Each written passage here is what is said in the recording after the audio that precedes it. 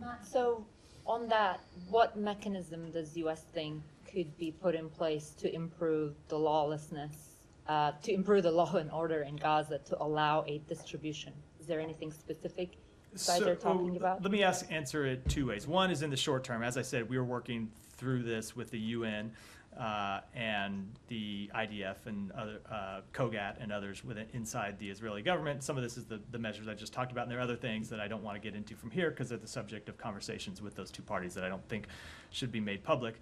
And then, of course, long term, we want to see a ceasefire and the reestablishment of Palestinian-led governance, and ultimately we have ideas for providing security inside Gaza and providing governance and reconstruction, all of these things that would go to a restoration of law and order, but that is a long-term. It in no way accounts for the here and now, which is what we're working on, as I said, with the UN and the government of Israel. And who's responsible, in your eyes, for putting that kind of mechanism in place, especially when it comes to security? So right now, it's something that needs to be resolved between the UN and the IDF. Obviously, the IDF is the dominant security actor inside southern Gaza right now. There are IDF brigades that are operating inside southern Gaza.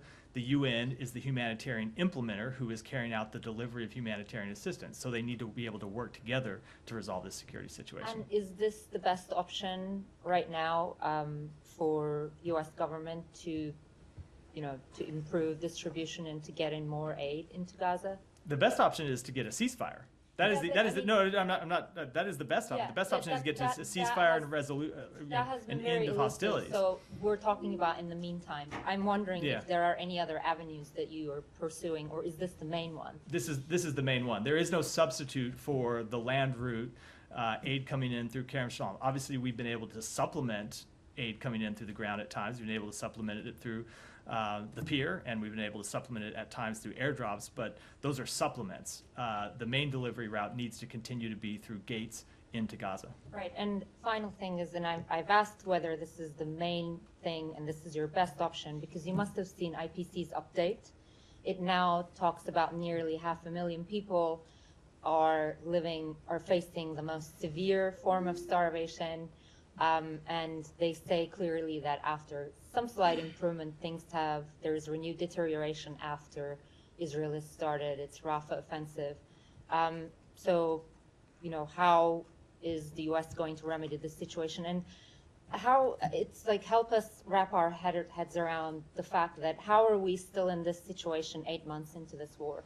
So I think we are in this situation because of the difficulty that this conflict poses to delivering humanitarian assistance. And it is not just a question, as we've seen over the past month or so, of getting humanitarian assistance delivered to the gates. There was a long time where we were just trying to get the numbers of trucks coming into Kerem Shalom every day up. We were able to get the number of trucks coming into Kerem Shalom up, and now we're dealing with a different problem on the other side, which is the breakdown of law and order and the inability in some cases, or at least the extreme difficulty, of delivering humanitarian assistance inside Gaza. That was actually a problem several months ago. We were able to work to resolve it. It has become a problem again.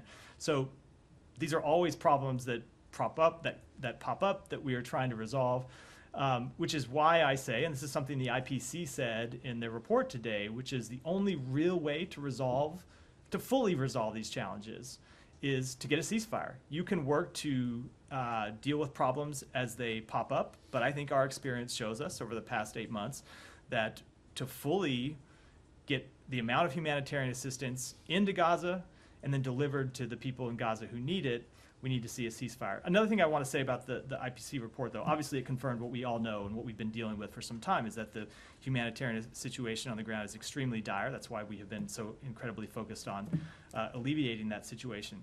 It did note some improvements, however, especially in the north, and I think it is important to note that in their last report in March, the IPC predicted that famine was imminent in the north and that we would reach famine, I think it said, by May.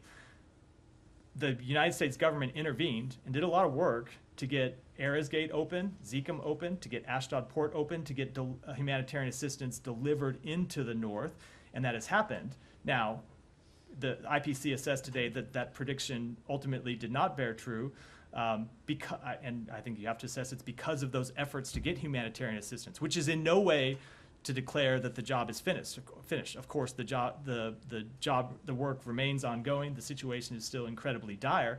We need to continue to get more humanitarian assistance into the north, and of course address the stagnation and in some cases the reversal in situation in the south, and that's what we're trying to do. Final thing, sorry.